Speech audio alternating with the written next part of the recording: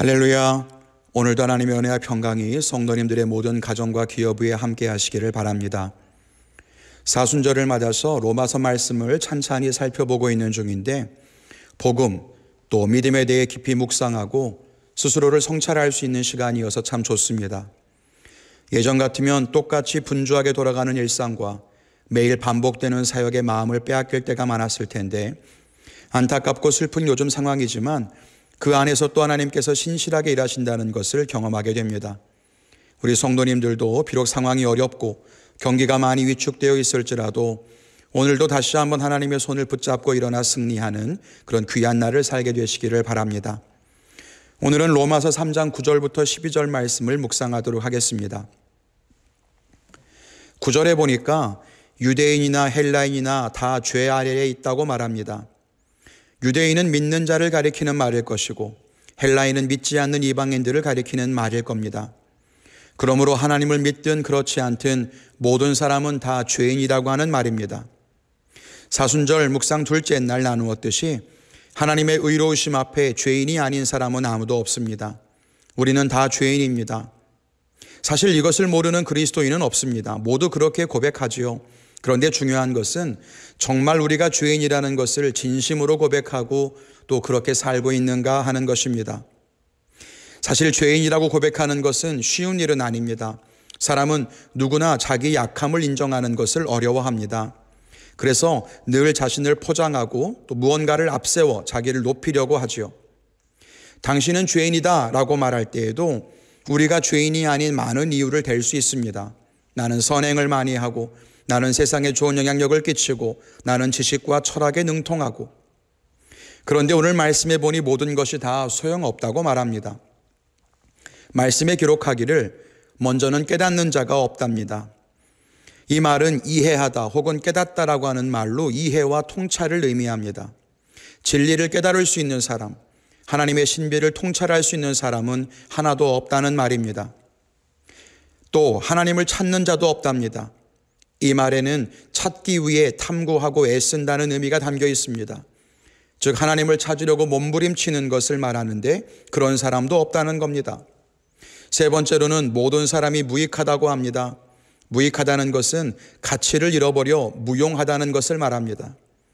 우리는 자신의 가치를 나타내고 그것으로 자기 존재를 증명하려고 하지만 세상 모든 사람은 다 무익한 존재라고 합니다. 그리고 끝으로는 선을 행하는 자도 하나도 없다고 말하고 있습니다. 말씀을 다시 생각해 보면 하나님의 진리와 선하심을 깨달아 아는 자가 하나도 없고, 하나님을 찾기 위해 애쓰는 자도 없고, 정말 가치 있고 선한 영향력을 끼치는 사람도 하나 없고, 하나님 보실 때 선을 행하는 사람도 없다는 것입니다. 우리가 죄인이 되지 않기 위해 행하는 모든 수고와 노력이 의미가 없다는 거지요. 선을 행한다고 해도, 가치 있는 존재가 되려고 해도, 하나님을 찾거나 진리를 알려고 해도 그것을 스스로 이룰 수 없으며 우리는 모두 하나님께 다다를 수 없는 죄인이라고 하는 것입니다. 우리는 죄인입니다. 이것을 입술로만 말하거나 머리로만 아는 것이 아니라 정말로 우리가 죄인이라는 사실을 고백할 수 있어야 합니다. 왜 이 고백이 중요할까요? 여기에는 두 가지 이유가 있습니다. 첫째는 죄인임을 알 때 구원의 역사가 시작되기 때문입니다. 우리가 죄인이라는 사실은 교회에서 가장 중요하게 가르치는 내용이기도 하고, 사형리를 전하거나 신앙교육을 하거나 제자훈련을 할 때 앞자리를 차지하는 내용입니다. 왜 그럴까요? 거기에서부터 비로소 구원의 역사가 시작되기 때문입니다. 물론 구원의 역사는 영원 전부터 계신 하나님으로부터 시작됩니다. 하나님이 우리에게 먼저 보여주신 선제적 은총으로부터 구원이 시작되지만, 우리 각자의 삶을 사람의 측면에서 본다면 우리가 죄인이라는 사실을 고백하면서부터 비로소 하나님과 우리 사이에 진정한 관계가 시작되고 구원 역사가 시작된다고 할 수 있습니다. 우리가 죄인인 것을 알 때 우리는 하나님과 우리가 얼마나 멀어져 있는가를 알게 됩니다. 우리가 죄인인 것을 알 때 우리에게 찾아오신 예수님의 사랑을 알게 됩니다. 우리가 죄인인 것을 알 때 우리를 대신하여 십자가에서 죽으신 예수님의 보혈의 의미를 알게 됩니다. 우리가 죄인인 것을 알 때 그리스도의 부활이 나의 부활로 감격스럽게 연결됩니다. 우리가 죄인인 것을 알 때 매일 성령의 도우심을 구하며 신앙생활을 해나갈 수 있게 됩니다. 그래서 우리가 죄인인 것을 아는 것으로부터 모든 것이 시작되는 것입니다. 내가 죄인이라고 고백하는 그 자리에 하나님의 은혜의 빛이 비칩니다.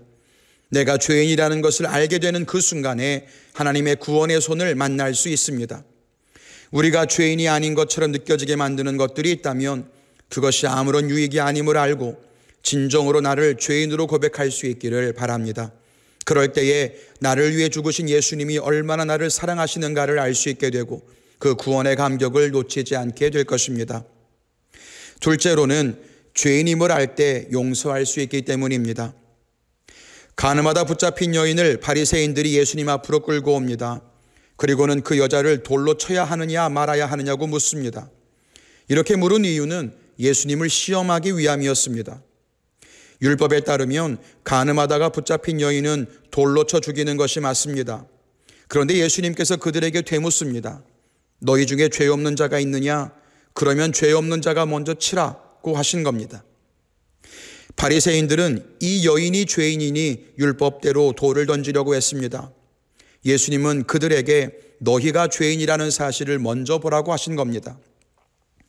우리가 죄인이라는 사실을 잊어버리면 우리는 남을 향해 정죄하게 됩니다. 그러나 우리가 죄인인 것을 알 때 우리는 타인을 용서할 수 있게 됩니다. 용서받은 자가 용서할 수 있기 때문입니다. 요즘 타인을 향한 정죄와 비난이 점점 심해지는 것 같습니다. 나라도 좌우로 갈라져서 서로가 옳다고 하고 상대 측의 잘못을 비난합니다. 많은 교회 안에도 갈등과 다툼이 있습니다. 먼저 자기가 죄인인 것을 알 때에 용서받은 그 사랑으로 남을 용서할 수 있게 될 것입니다. 말씀을 맺겠습니다. 예수님은 의인이 아니라 죄인을 부르러 이 땅 가운데 오셨다고 했습니다. 그러므로 죄인이라고 고백하는 사람이 예수님을 만나게 될 것입니다. 이 사순절에 주님이 다른 사람이 아니라 죄인인 나를 위해 오셨다는 것을 다시 한번 기억하며 그 구원의 은혜를 충만히 누릴 수 있기를 주님의 이름으로 간절히 축원을 드립니다.